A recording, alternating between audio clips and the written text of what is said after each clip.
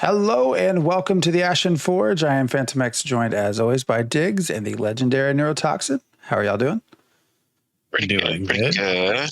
It is another Sunday to talk about Ashes of Creation and anything else. Yeah. So Unity Geddon. I'm not going to say Unity Geddon is over. They've done a big reversal. But the problem is, it's like when you run for a seat in office and everybody dredges every last bad detail about everything you've ever done into the limelight, and you lose that election. It's like, well, too bad that you lost, and too bad about the money. But now we know that you're a real sleazeball, and we're never going to touch you again. Get the hell out of here. And I think that's going to be kind of the thing going forward, that people are going to be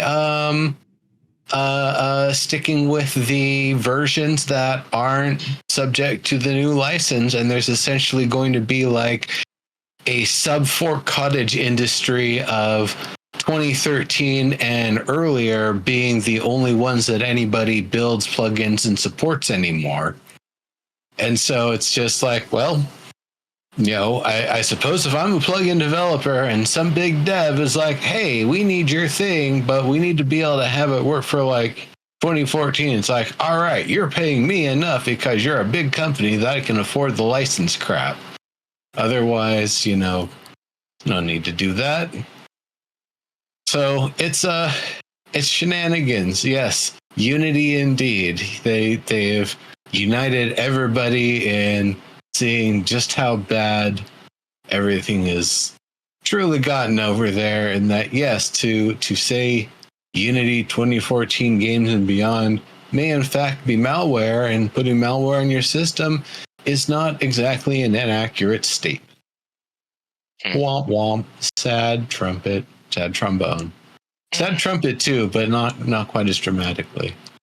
Yeah, the whole thing's messed up, but I mean, you can predict the future or learn about the present by looking at the past, and I'm pretty certain what's his name? There's the EA person as well when they introduced loot boxes ahead of Unity, and I'm pretty sure they still have loot boxes. So yes, they're trying to fix their PR issues, but guess is that's not going to go away. There will be new ways. Yeah. And all the other names and all the players involved and the Iron Source, and, you know, that being, you know, one of the big bad parts of all of this, and the names of executives and people who are, you know, the people that bought their way onto the board so they can say what the company has to do. It's not a good situation. And I'm glad to see that there's been a monumental effort going on to get Godot and Unreal 5 to support C#, so everybody who's leaving Unity can continue using the code base that they are comfortable and familiar with. And there's going to be some sticking points here and there, like, you know, what type of unit measurements and stuff that the app might be using might be a little different. So you got to change some stuff. Okay, that's fine. You can get there. It can be worked through. Seeing that Relogic, the makers of Terraria, threw approximately $150,000, and they're going to be throwing $1,000 a week a piece, going to 3 specific tools that they intend to support with open source going forward. One of them being MonoDevelop, which was the thing that was used for working and editing code in Unity for the longest time. They decided, nope, we're just open source now. You know, nobody should have to worry about being on, you know, locked into one platform to use us. So that's all big stuff. Changes are happening. Momentum that Unity set forth with this, it's a snowball that's going down the hill, and there's nothing they can do to stop it. Yeah, I've been trying to think of what games we have followed or played that could also be affected by this. Luckily, there's not a lot of MMO or MMORPGs that use Unity. think largely because it's so easily so easy to edit it, the way it's compiled. So I am curious. Of course, I think anyone that is still on the COE Discord, Caspian posted something about KOE, and currently it sounds like still going to pursue Unity, but looking at other options. Seems like for a single developer, that's probably the easiest way to go. I guess Quinfall, which we've talked about, I think that's on Unity, because the big deal with it was the supposed Unity asset flipping. I think Osmongold or somebody did a video about it. And then Pantheon. Pantheon's the other. Now I've admittedly not been following Pantheon super close in the last 6 months or so. So I have no clue if they've made any kind of comments or not. But yeah, just asking Google, it only came back with 3 very specific results: Crowfall, Fusion Fall, and Albion Online. There's Albion. I did not think of that. That is as well. So there's a few out there, but Fractured, that one's also got some question marks around it for sure. It's not the most MMORPG and sort of thing. Like, thinking about it, the one DCUO, that's on Unreal 3, and it does just fine for what it needs to do. Actually, I think Unreal 3 is great for that game. They could always port it up, but they don't have to, because it'll still run on potatoes, and they like supporting their potato subscribers. Yeah, with Unity, I mean, of course you would hope there's server checks, so if somebody does change something on the client side, the server side's going to pick it up. But I mean, I can. Well, you would think so, but then you also look at like CryEngine and Lumberyard and the way that things went in New World, where they accidentally made the things client side authoritative, so people could just send the server what they wanted, and the server's like, yeah, that totally happened, bro. Awesome. You totally have 500 of those things. Ethereal, that's another one that's Unity. May or may not have browsed those files, may or may not have tried to see what could be done with them. Unity is just such an insecure. Now you can Hero Song was going to be on it. I remember that too, because he also gave a little peek. Yeah, a little more than a peek. Correct. So that's actually a great example. So when you look into the original files, it was super easy to activate or turn on several other classes that they did not have turned on for, when it was in live testing or whatever it was. Now, they weren't all completely built out. They didn't all have skills, or they had few skills, but it was very easy to turn them on. I even was trying to get us to be able to play multiplayer, and I probably could have got that. I just got bored with it, so I quit trying to mess with it. But Unity is you can obfuscate. I can't say the word. Obfuscate. Yes, the code. Or there's the C# to C++. I'm forgetting the name of it. There's also a way to do that sending the client to us, so the players. So, but anyways, Unity is very easily hackable. So. Yeah, you wouldn't know anything about that. Okay. So, I never hit it, but you can change run speeds and item drops and damage output, damage taken, basically anything that's within the client code, anyways. Oh, your position, your speed, your gravity, and that's just modifying the code. Because what I always laughed about, I'll just give away some of the secrets, because some of the games come with. I'm forgetting the name of the program that looks to check if you've edited the code. Like an easy anti-cheat or something? It's something like that, but that's not what it is. But that's written in C#. So you change that so that it doesn't notice that you changed the actual game code. It's like, okay. there's a lot of ways you can also, I mean, people do that with, obviously use, cheat engine and other stuff like that for all games. So editing the memory, but, there's always ways to mess with it, but Unity is the easiest to sort of pick up and learn if you don't really know much about, coding at all. It's definitely the easiest to sort of on your own figure out how to reverse it and mess with it. So anyways, yes, you missed the didgeridoo. That is true. I should probably be able to make a way to play it again by push of a button, but but yeah, Ashes of Creation, live stream coming up Friday. Right? I think it was Wednesday. Is it Wednesday? It's 29th. I think I mislabeled what I sent y'all. So is it the time? I'll look. That should be Friday. Tomorrow's the 25th. So, but world events, I think we've kind of talked about that a little bit. I don't know how blown away we'll be. I'm looking more forward to the question component than the stream itself, but you never know. We'll see. I mean, do either of you expect anything? It's a wave event. So I see this as they're 20, 30 minute events. So like nothing that directly impacts the world other than maybe player XP gain. I think it might have been a cutoff on Wednesday for getting your questions in. Get your questions in by Monday, folks. If you want to ask your official questions. Yeah, a wave event is kind of vague to just say a wave based combat world event. That could be a lot of things.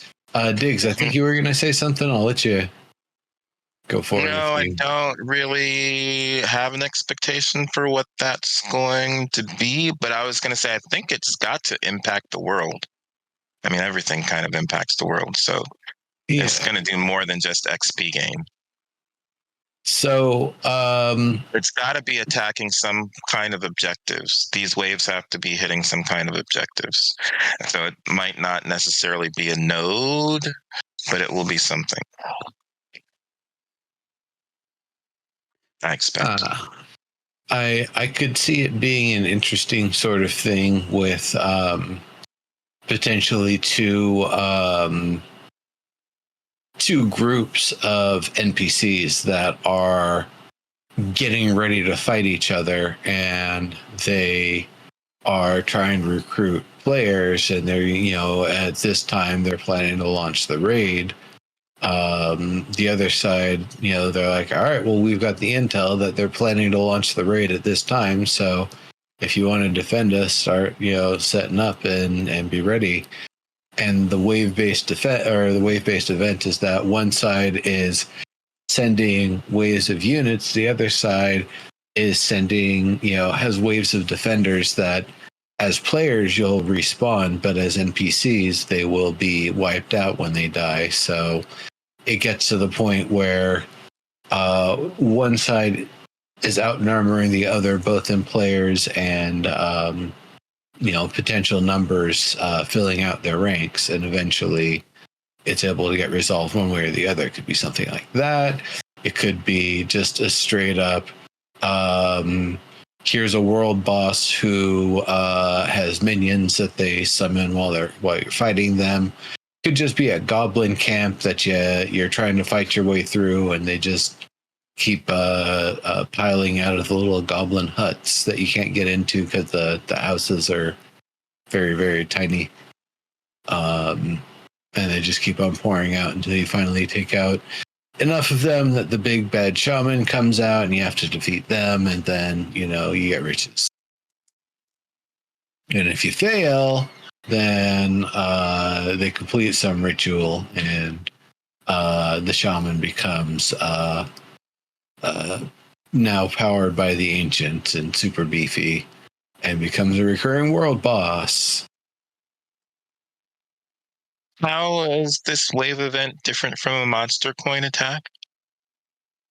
I don't know. This is localized at a freehold or a an actual city or anything like that, or if it can happen anywhere in the world in particular, or perhaps even happens at non-resident zone of interests out in the world. Zones of interest, zone of interests. Take your pick. Is it one zone with many interests? Zones of interest. Zones of interest. Yeah. It would appear, or it would sound like, or it would appear that monster coin events may be like a subset of world events and how they are related. Yeah, but this is saying wave Well, specifically, there's a so I don't variety know of what different a wave. kinds. Well, and there might not be waves as something completely unrelated to monster coin. I'm sure there'll be waves. There'll probably be hunt and kills. There'll probably be collection events, collect hides. This is a wave event, so I'm wondering how a wave event is different from a monster coin event, which sounds like a wave. I don't know what a wave event is. When we also have monster coin. They don't really describe what a wave event is. That's why we can just make things up, and we're either right or we're not. But no telling. I would just like No Man's Sky. I'm using that just because that's what I've been playing. You fight sentinels. There's a wave of 2 that you fight. You kill them, and the second wave comes, 4 more. With one of them being an extra powered mini boss. By the time you get to the 4th wave, there's like 6 more and a bigger boss, and your rewards escalate each time. That's what I think of as a wave event.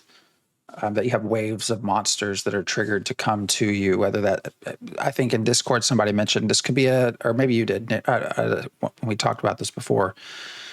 Like a caravan, a broken down caravan spawns, and you come upon it, and it triggers a waves of monsters coming. The way I perceive this is it's like a regular reoccurring thing, that it's that's why I question how much it actually directly impacts the world outside of your providing experience gain to the node and stuff like that. Well, let's say this is one of those events where monsters are attacking the town. Maybe this is where you could use a monster coin. Maybe it isn't. But it's something where the place hasn't been attacked by players in a long time, and the system itself, the server's like, all right, it's time to shake things up. Test your metal and see if you can hold this place against hordes of monsters. And so it could be that it's a defeat the monsters and gather the riches and materials from the spoils of what they bring and drop. Or the alternative is they come in, they start burning down the walls, burning down the houses, burning down the stables, burning down City Hall, burning down the forge, burning down the tailor shop, burning down the gardens.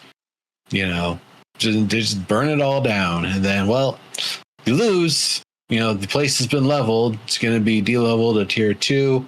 Everything's going to be set to a ruined state. It's looter's paradise, and you're all refugees. Good job.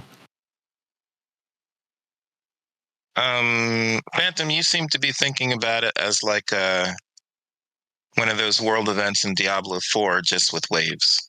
Sure, or any number of World of Warcraft-like ones that just spawn, because they're different from story arcs, right? Because we have the Tower of Carfin and that whole thing, that whole dungeon that spawns. I don't know what they are. I don't know what a world wave event is, so that's why I'm asking. It sounds like a monster coin one, but it could be other stuff. So I think monster coin is probably a subset of that. That's a spawned event, where the main difference being obviously the waves that we'll see are NPC driven, versus monster coin events will be player controlled monsters, probably with NPCs. You can have some of the monsters player controlled if you have a coin. Yeah, that's probably one of the biggest differences. But since they're, I would assume that. It sounds like the bigger difference is monster coin events actually attack nodes specifically. That's the primary objective. And I guess world events could. We just don't know a lot. I mean, maybe they'll surprise me when they. But I view it as a sort of a very simple world. Some games have regular recurring things on a timer, for example. as a world event that you know that this world boss is going to spawn at this time. Yeah. So something similar. There's been some discussion as to what if you don't, what if it is a world boss that spawns and nobody bothers to kill it? Can they affect the world? Like, can it grow? Like corruption could grow. I don't know that we Perpetual winter I don't know that we know from that. the winter dragon. That I would Well, think we- falls. Build a layer, get stronger, make more of them. Yeah, now that I would think falls more into a story arc than a world event. It's a But maybe they're related. world boss. So I don't know. Yeah, like a new world. Yeah, new world invasion. So you have waves coming in. Yeah, but this is just one of many types. Wave is what we'll get to see. I'm sure there'll be a lot of other kinds. But not expecting anything super. If there's world events going on about every 20 to 30 minutes or so, then yeah, it does make sense that this could be kind of like an anywhere in the world sort of thing. Yeah, and Galwood makes a good point. So Steven it's a catch-all phrase for him. So this has also been used to include, legendary bosses, holiday-themed events as well. So I get the feeling then this is maybe going to use the wave event as an example, but that the stream itself is going to be a little bit more focused on the actual focus of like how world events work, what their mechanics are, what sort of systems and conditions. Obviously, they're not going to tell us everything and, reveal the whiteboard with all the formulas and stuff, but just to give us some inkling of what sorts of events there may be, what sort of permutations, what sort of potential outcomes. So we get a bit better of an idea of what these things that are popping up every now and then can potentially be, and what the risk versus reward, that's the word that's the phrase, the risk versus reward aspect of engaging in these events versus letting them run their course or hoping that other people do it and letting them get the rewards out of it.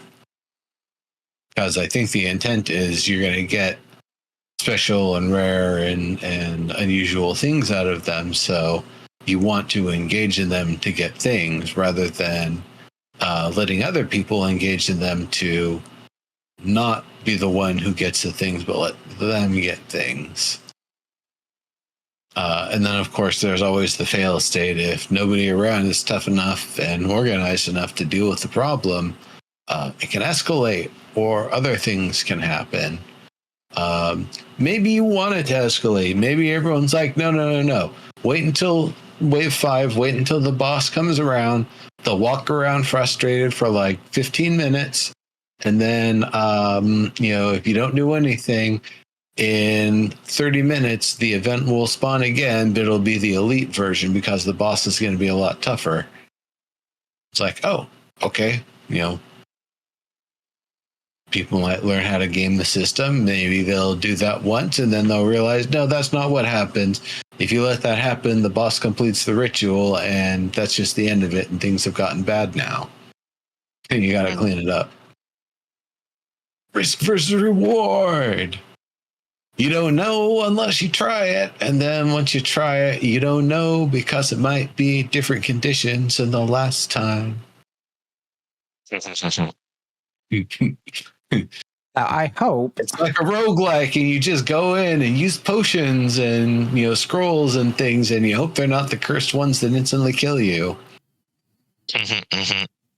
And to be clear, I hope that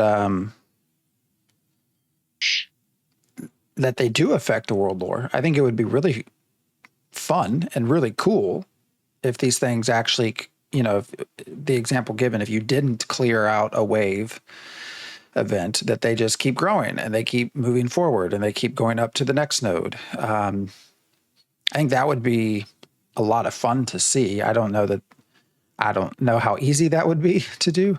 So that's why I'm not necessarily expecting those to be connected in the same way that larger story arcs are.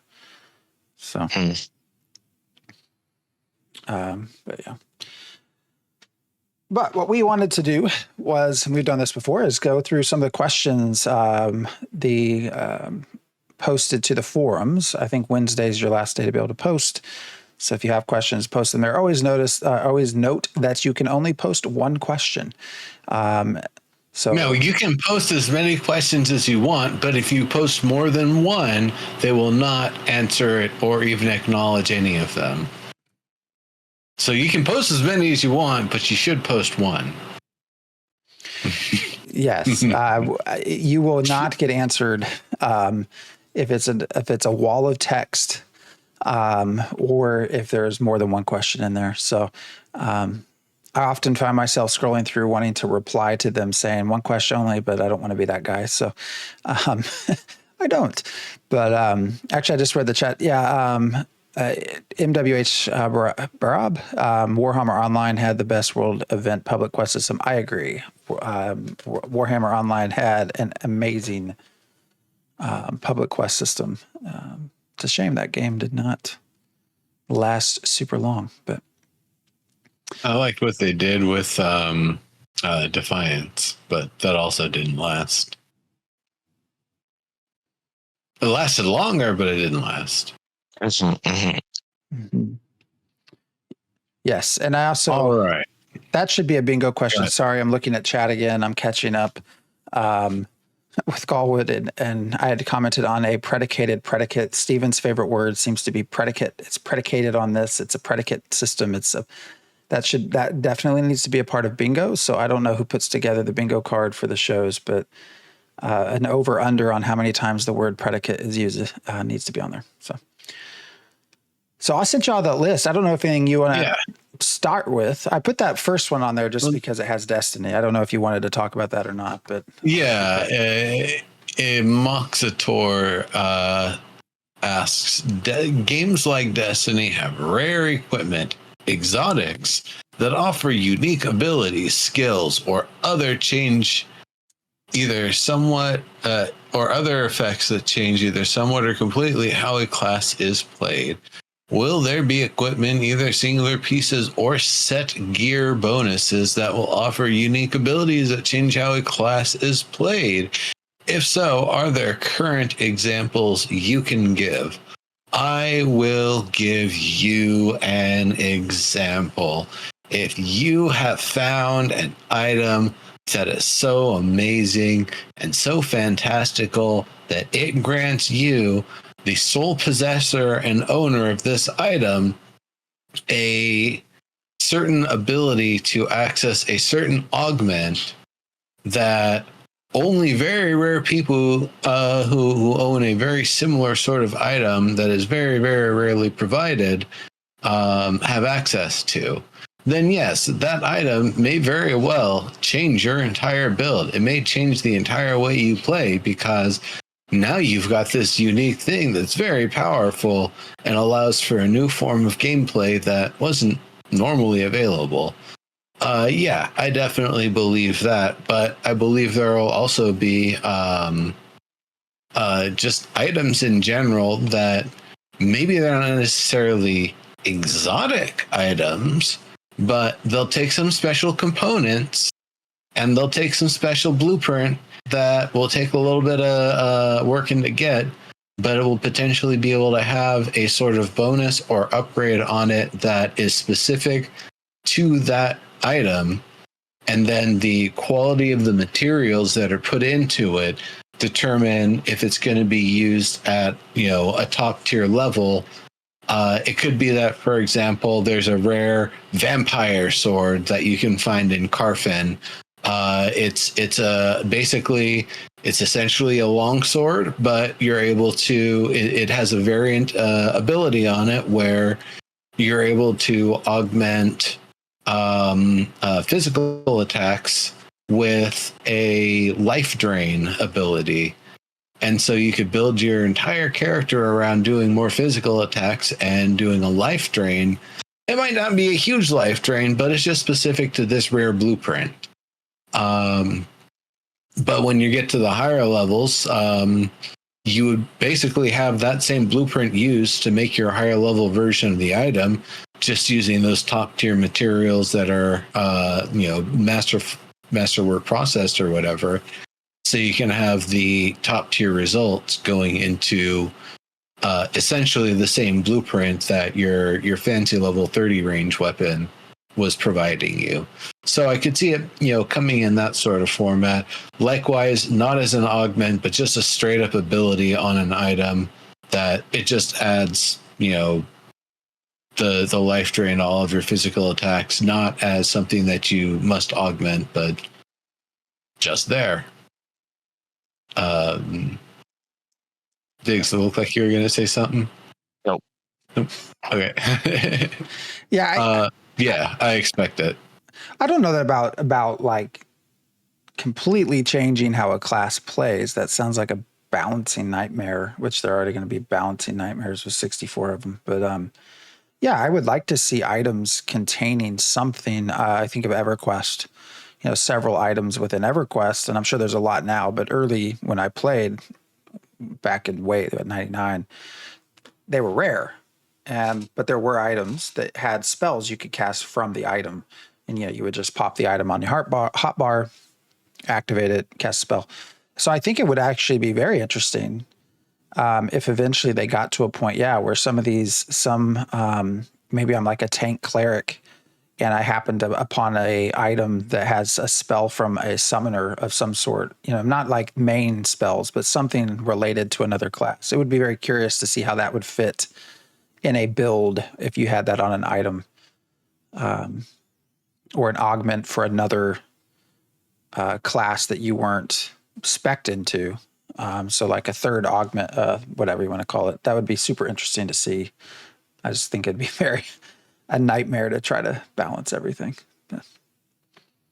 Balance is relative. Seems like all of that stuff will be coming more from augments than something on your gear to me. But yeah. Well, we'll have to see how it all boils down. I suppose equipping something and having that provide you an augment would be a little bit awkward because you would have to equip the item and then go into your skill system to utilize it. So, we'll see how it all shakes out. I am sure there will be more than just some basic attribute differences that people will be able to select for and build around. But will it be like one weapon or rather one thing that you hold in your hands and one thing that you wear on your body are special and everything else is cool but not like as special? I don't think like the Destiny style would really manifest here. Thinking of like a tank rush spell and a cleric, that touch heal spell blended together as a class, but then you add an augmented item that you can click to vanish like a rogue and just use all three together. That'd just be crazy. That would be pretty neat. All right. So Lashing asks, does experience debt at max level interact with rested experience?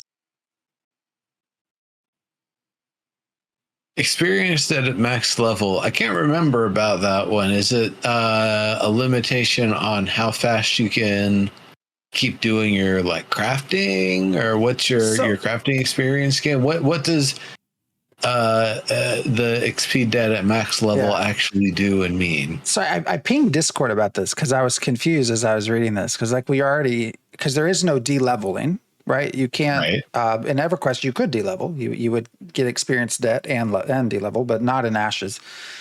So that was my question. I was like, well, okay, if you're max level, what does experience debt actually do? And the answer that was given back to me, I had actually never even considered, but makes sense, was that the other parts to that, like stat damping and things like that, are tied to that experience. So even though you are max level, you still incur some sort of debt that you have to work off in order to no longer have the other stat and other issues that pop up on player death, which I guess I hadn't really tied the two together. So I don't think experience debt is a great way to look at it at that point, because you can't really be in experience debt penalty. Yeah, it's like more of a, okay, now it's like now you have to pay this amount to relieve, to remove the debuff on you. But instead of paying in gold, you're paying in experience.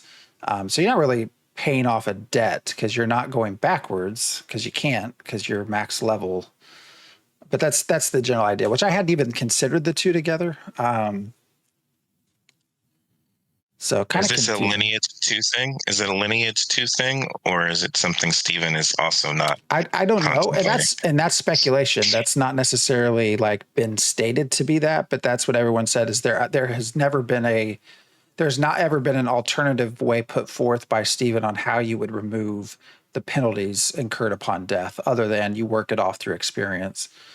So the logical then conclusion is that even at max level, the way you work off the debuffs is by gaining experience and working them off. I don't know. It's a weird naming convention.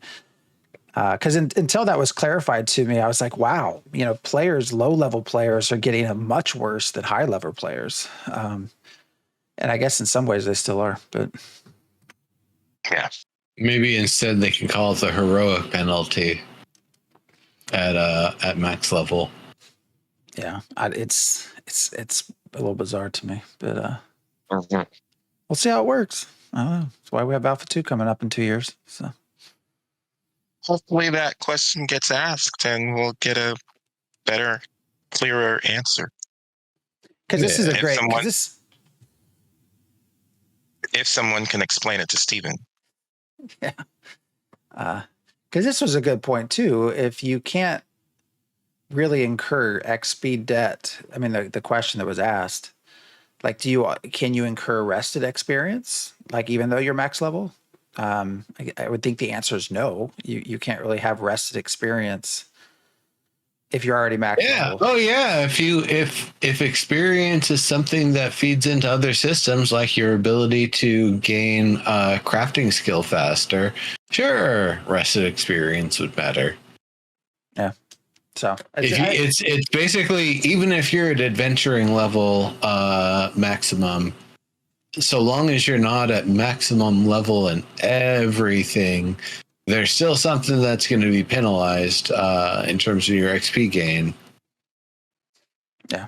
At first, when I saw this, I thought, wow, this is kind of a weird question. But once it was explained to me, I was like, oh, that's actually a really good question. That's a very thoughtful question on how these two systems work at a max level that we've never been told before. So Volt asks, when will we be getting a PvP update or any related systems such as arenas, caravans, corruption, bounty hunting, sieges, and war? Well, maybe this wave event will give a little PvP update. I don't care about PvP, but I think this is a good question. Because So read the question again. Right. Read the question again. When will we be getting a PvP update on any related system such as arenas, caravans, corruption, bounty hunting, siege wars? They basically want to know when are we going to get an update about PvP related, anything PvP related, any system. And the reason I think this is a good question is because this is a PvX game with a huge PvP focus. And every single thing we have ever seen outside of APOC has been PvE. They turned PvP on briefly in Alpha 1, had to turn it off because people kept killing each other. But in every show, every showcase, every live stream, we have never once been shown PvP. So I think this is actually a brilliant question to ask. I don't think it'll get answered, but I find it very curious that they've never demonstrated that. I assume they test PvP, and they have for quite some time, but it better be. Let's see. Drunk Ninja asks, can you give us an example of a guild skill that will help small guilds compete versus large guilds. Cool. That'd be great to know. I don't think they're going to answer because this isn't about guild system stuff. When the guild system comes around, that'll be a great question. I hope they answer it. It'd be great if they answer it now, but I don't think they will. You're muted, Diggs. I got it. Q&A isn't always just about whatever the topic of their live stream is. You can ask anything. Oh, yeah. I like Drunk Ninja. He's in Discord all the time. A lot of fun to chat with. Yeah, I don't really care too much about this question just because I don't care. I think my answer to this is that small guilds are just going to have to become in a relationship with large guilds, or several of them are just going to have to combine through allegiances or whatever to fight large guilds. I don't think there's going to be any intention. I don't think the question is about fighting. It's about competing, right? Well, I mean, fighting is going to be at the crux of competing, right? Node wars. I wonder wars. if That's it's not what the they're sort of talking thing about. that they would set up an ability such that it has in the terms, if you've got a guild with 20 members or less, it gives the full benefit to all of them, where if you use that same ability with a full guild, it gets diluted and spread out across everybody, but not everybody does that specific task or role. So if you've got a crafters guild and it's a big deal for like reducing the amount of fuel that you need to use on your freeholds, for example, then I can see where a guild of 20 that everybody is a crafter is going to be getting way more out of that than a full guild of mostly fighter adventurer types that utilize the crafters by buying things with the treasures they bring back.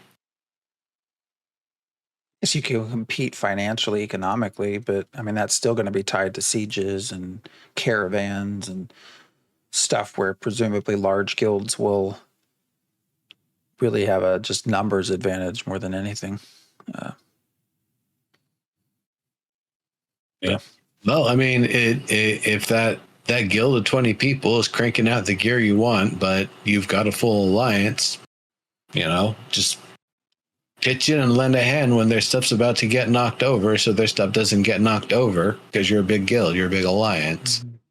I think that's the intent of all of this, is that the little people, the smaller groups, are to be encouraged to join together to overthrow the big bad mayor that guild leader that's set taxes at 20%. I think that is the intent that Stephen has with driving world change. So I don't know that there would be like skills given or perks through the guild management system. I mean, maybe there will be, but that is the question that's being asked: is the benefits that they get perk wise, the smaller guilds versus the larger guilds. They're asking for some examples of what those different perks might be.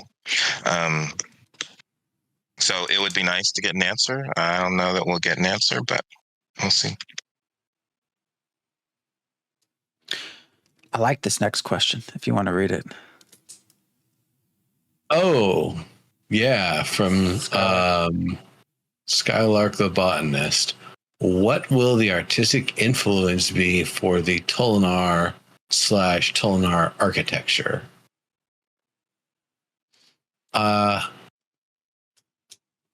Cave stuff, primal and cave stuff is what I'm guessing. Very like, animal-ish and I suppose there'd be like whatever it's a caste system, so I don't know how they deal with their architecture in that way. If there's more of like this is more of the workforce housing, and this is how it's arranged and this sort of design, versus the bureaucracy, aristocracy get the nicer, more ornate looking stuff, and their homes are the ones that are used for meetings and events and ceremonies or whatever. Their housing tier. I could see something like that if they're going to have a caste system like that, but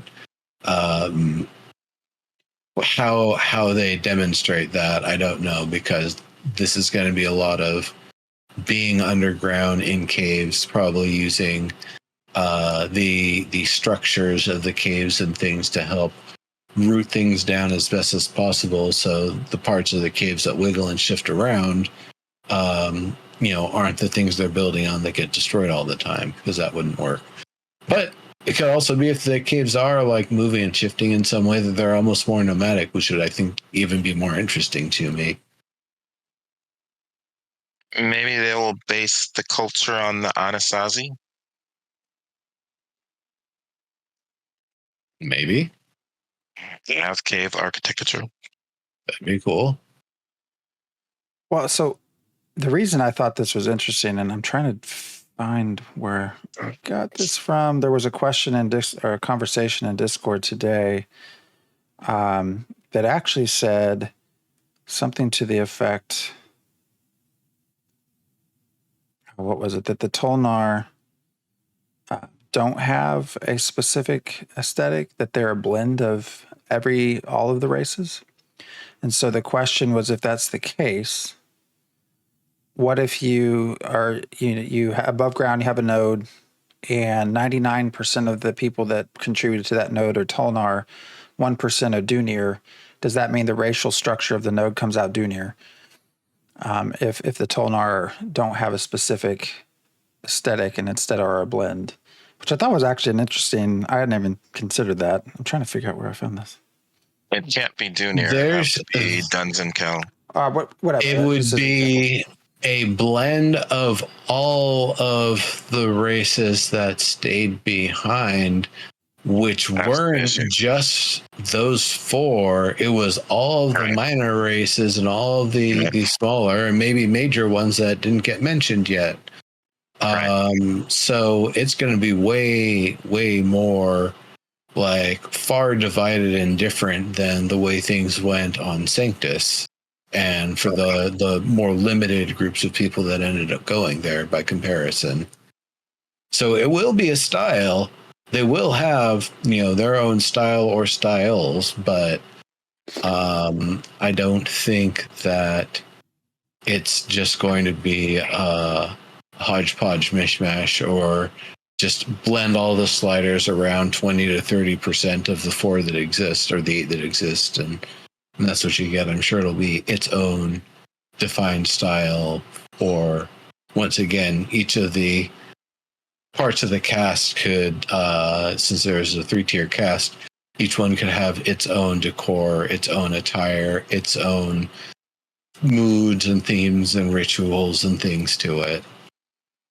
Yeah, because here was the question. It was Trasky in Discord said, since the Tulnar don't have a set racial architecture, does that mean if a village is formed by 99 Tulnar and 1 Dunir, would it take on the Dunir influence? I just thought it was an interesting question when it comes to the racial influence on nodes, if Tulnar are in fact a blend rather than a specific style.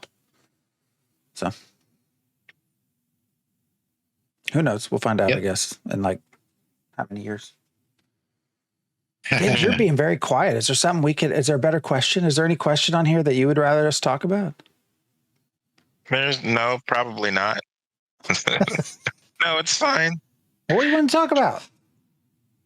I don't know. We can talk about that. You guys are doing a great job. Keep going. Oh, wait. This one is, are there plenty... Nick R. NK.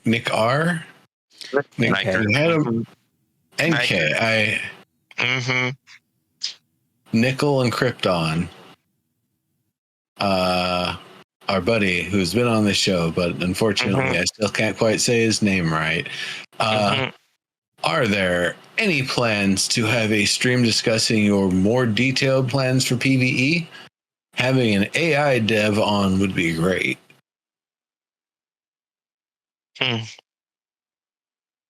It's AI dev. I don't know if their name is necessarily worded as AI dev, AI designer, systems designer, or AI creature designer. Maybe it is AI designer. I don't know. Good question. But yeah, whoever is on the team that's handling AI stuff, it would be interesting to get a little bit more insight into that. If only they had Stefan Buddha as their AI guy. But I don't think that's the case. I think they've had some monster dudes on, but I don't think there's ever been a mention anything very much at all about the AI. Yeah, like I think we've had Dr. Bucky on a few times and he's talked about animals in a few different ways and monsters, but I don't think he's actually talked about their AI patterns and that sort of stuff quite as much. I think we've gotten little details and hints and things that we could see from what was going on in gameplay and maybe got mentioned during some of the streams, but looks like mostly I don't know. buzzwords. You know, they've talked about adaptive content and player-driven narrative and sort of the things you expect to talk about, but there's never been an actual like demonstration. What we saw, that world boss was pretty scripted. Looked like a pretty standard World of Warcraft type boss. So it isn't necessarily bad, but we used to talk about AI all the time because with EverQuest Next, I mean, that's one of your favorite things, Diggs. The idea of the elves and fighting and how you can influence those sorts of things. That's why I mentioned Stefan. Yeah, Stefan Buddha is the story bricks guy. If only they had someone like him. Yeah, which was I don't know. He delivered something that they couldn't even use, so I'm not so sure about that. I would hold my reservations on that one. It was too ahead of its time. No, it wasn't to spec for what they had asked for, and it was fully unable to integrate. Is really what it was, unfortunately. So it's, I mean, that maybe people tell their own stories that he says that it was ready to go in 2 spec and exactly as they asked for, and maybe they say that no, it was absolutely not what we asked for. It was completely out of spec, and there was no way we could possibly implement what they delivered because it wasn't what we asked for. And so, I don't know. So, whatever. I know a guy who works on a project, and he does a pretty good job. But he's already on a project he likes. I can just remember conversation after conversation about utility-based AI and how true interactions of mobs learning and changing based off your group composition, how they interact, where they move, boss knowing to go after the cleric because of the healing put out, or understanding that the tank has a shield and needing to get rid of the shield in order to. That's the kind of stuff that sounded really interesting. Or an orc walking through the woods and comes upon it's starting to get hungry, so it sees a rabbit, so it stops to kill it, and next thing you know there are 2 orcs, and then there's 5 orcs, and all of a sudden you have 2,000 orcs taking down a city. That sounds really fun. Sounds super complicated. If you give an orc a rabbit, it'll always bring a raiding party. I mean, that looked fun. But we've not heard anything at all remotely as to type what they plan to do with AI within Ashes. I don't know that it's super, because so much of this is player driven. I feel like it's, I kind of mentioned with raids that I don't think they're going to be super complex because the expectation is that player versus player component is what's going to make them hard. And that 20% instance content is probably where they will try to design more complicated PvE raids. But the other 80% of the world that's open, that the plan is really to focus on or allow that player versus player interaction to occur. I think that's probably the case here too. I don't know that we're going to get a revolutionary AI because they're banking on the idea that player versus player is what's going to drive that. And so it's not as, it's not so important to have an orc that knows that it's hungry and where to look for food and how to get its friend to come help if it can't do it on its own, that sort of stuff. So I don't also think that's necessarily the hardest thing to do in the modern era, but like they just because it is a PvE focus doesn't mean they have to skimp on the AI. I don't think they necessarily will either. If it were easy to do, we would have story bricks in something by now. And we don't. You can do it in a mud. You can do it in a mud. Somehow having to do it in something with graphics makes it a lot harder. You can do it in a mud. You can do it in a mud. You can do it in an MMO. Well, it would be nice to have an AI guy on, but I would settle for Biltrost. that's true. Probably the closest you're going to get. So, Or at least he'd be the guy who knows who the guy is and tells them, what specs to make. what do you make of it if he doesn't show up on this one? This will be the third stream that they've had since he got hired. He doesn't have to show up on any of them. I'm just saying that this is the one. The fourth. This is like one hire that everyone was aware of. There were forum posts made about this. You would think that they would want him to come on cam and, hype up stuff, but He just needed time to get up to speed. I know, just saying. Maybe he doesn't want to talk about this stuff. Maybe he's like, nope, I'm going to say too much. Maggie can't vet what I have to say as quickly as I can say it. So just, let's not do that. I'm not going to try to virtually and remotely twist a guy's arm to get him on a show. If they determine that it's right, but I'm happy to do that. maybe if he made like forum posts like once a month, that'd be pretty interesting. Like little designer dev blog sort of things. That would be a little more interesting. So at least I think so. Will never happen. We can maybe go over a few minutes, but there were a couple I wanted to mention too. So Gall, because I see that's you, Gallwood. Oh no, I want to get one real quick before that. Davey Wavy asked the question. I put that on purpose. This month's mount mentions the Demontide on the 31st of Olidus, the traditional Varan holiday known as Demontide. Is this just a cosmetic skin flavor text or a sneaky leak of your holiday event? If only we knew someone who might know the answer to that. All marketing text. All marketing text is marketing text. There isn't actually a celestial dragon god Tatzel worm. Is there someone we can ask if there's Demontide? Do you know anyone we could ask if that exists? Yeah. I mean, there might be someone who knows, but there's probably a couple. I don't know. But do we know?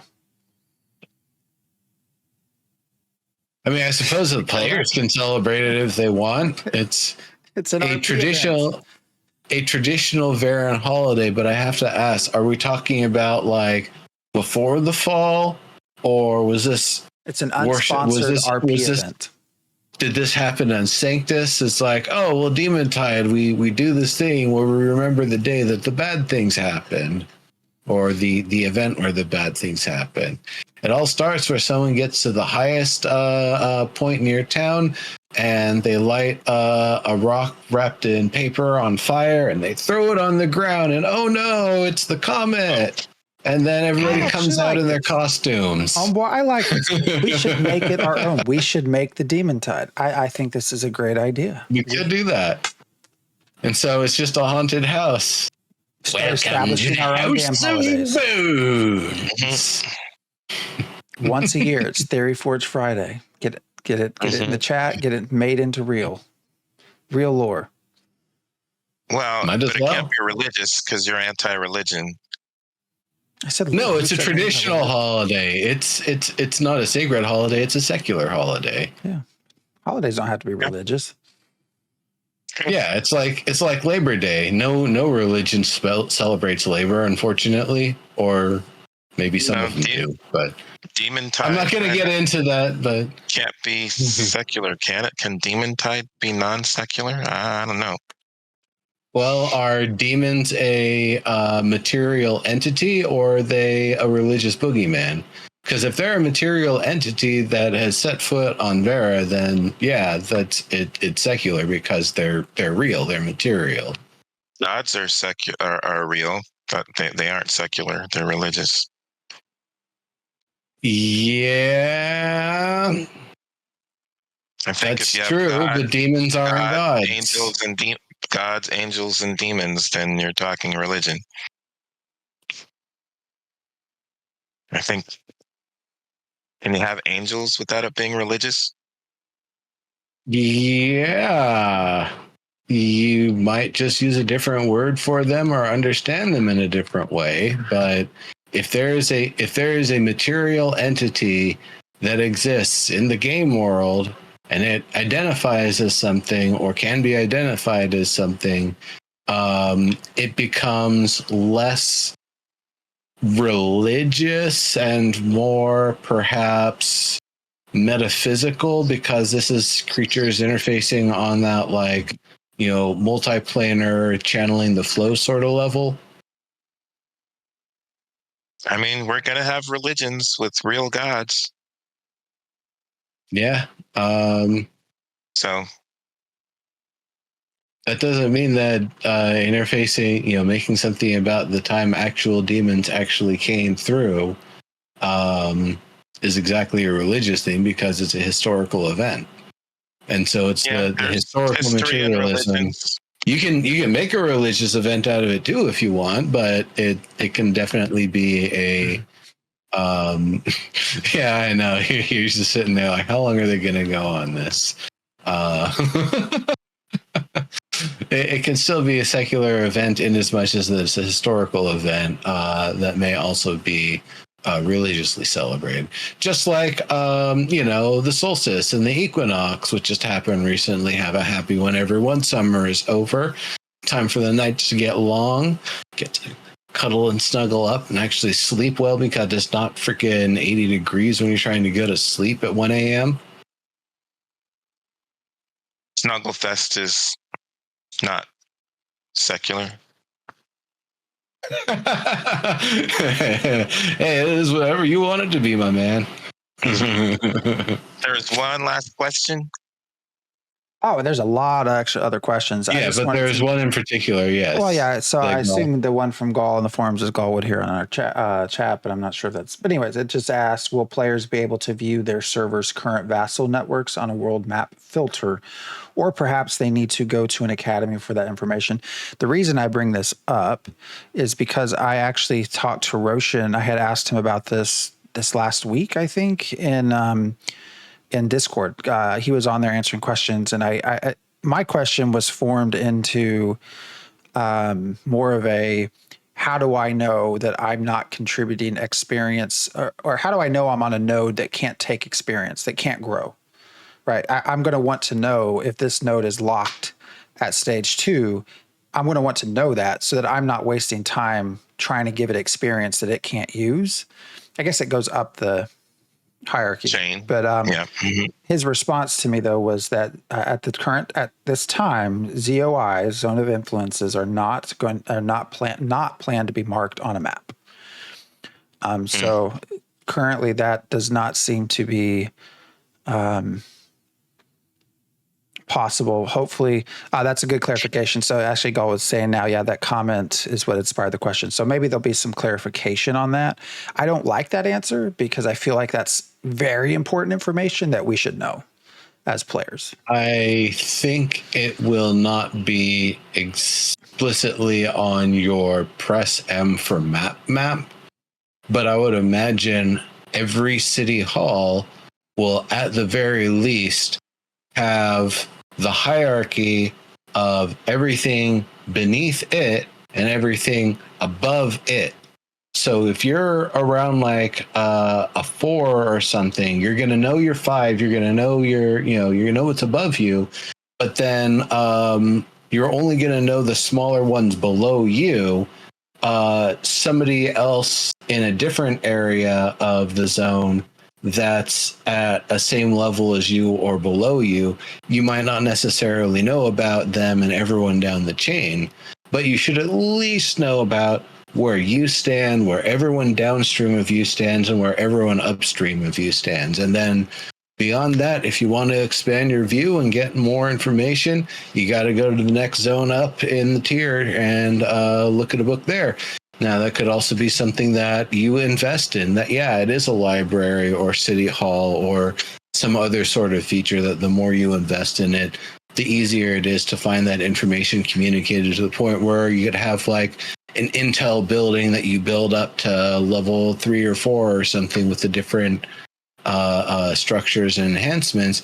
And now you're actually able to see like the major zones and the maybe like the next tier down from that going all across the game world if you're at that structure looking at that map.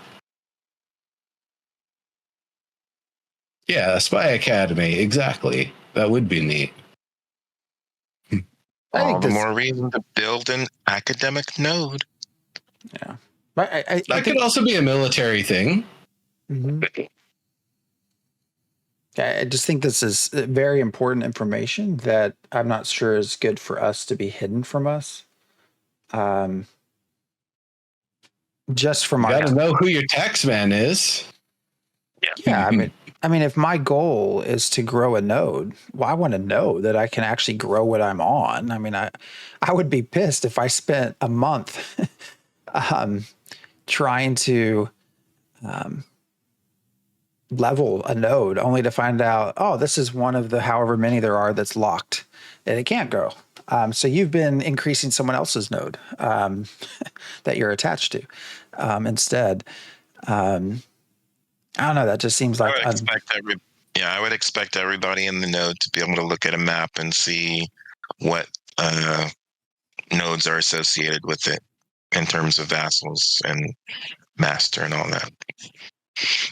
Because Tyron Thraxis also asked an interesting question about zones of influence. There was also a forum thread, and the question was a question about the max size of the zones of influence. Once a metropolis's zone of influence reaches its max size and covers 20% of the world's nodes, are there reasons built into the game design aside from possession of relics for zones of influence to fight each other? So essentially it's saying if once all of the metropolises have every piece of land that they can own, what are they actually going to fight over? Well, they fight over your racial difference, your social orgs, your you might need to get different services in. There's all kinds of reasons. There are services that you don't want. You don't like that they have the superpower that's available for that node type. All that stuff. But Steven has actually said that the game is supposed to have a lot of interzonal sort of conflict, that it isn't just conflict between two max size zones of influence, but basically you get to a point and wherever your impediment is on progress, you're going to have to send forces at it one way or another. Either that or you're going to be sitting there and you're going to be blocking someone else's progress and they're going to send troops on you. So one way or another, people are going to want to keep pushing and progressing things. And I believe they are going to put systems in place to try to prevent a stalemate sort of situation where everything is maxed out as much as possible across the entire world and nobody ever wants to attack anybody and it's just a big happy family. I don't believe that consequence will ever be possible because I believe that we'll use the world event system to stir things up.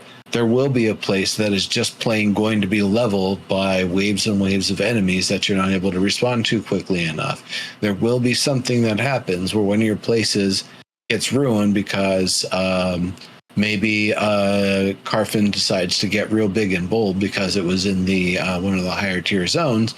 And now the minions of Carfin have actually started trying to raid and invade one of the nearby places.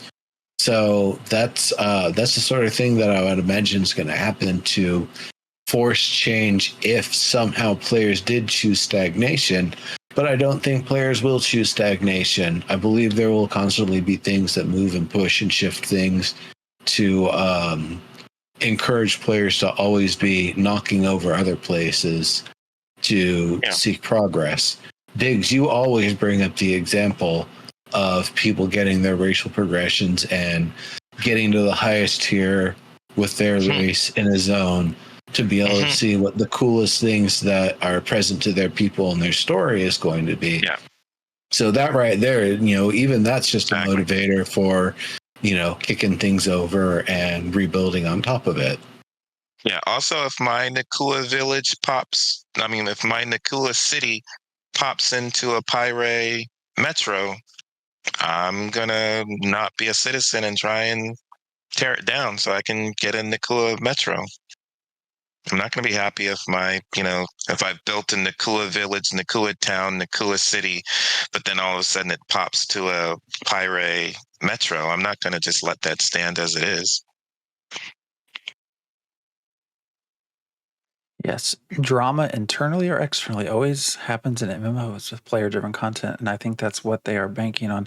There is a clip, and I've periodically tried to find it because I know I've seen it, of Steven talking about basically just trying to set up the systems, and he looks very happy talking about it, how they're just trying to make it so that basically your friend could turn on you, and that can lead to world change. And that always pops into my head when he talks about risk versus reward and the way they design systems. I always picture him sitting there just smiling, talking about how they're creating a system where you can turn on your friends and create world change.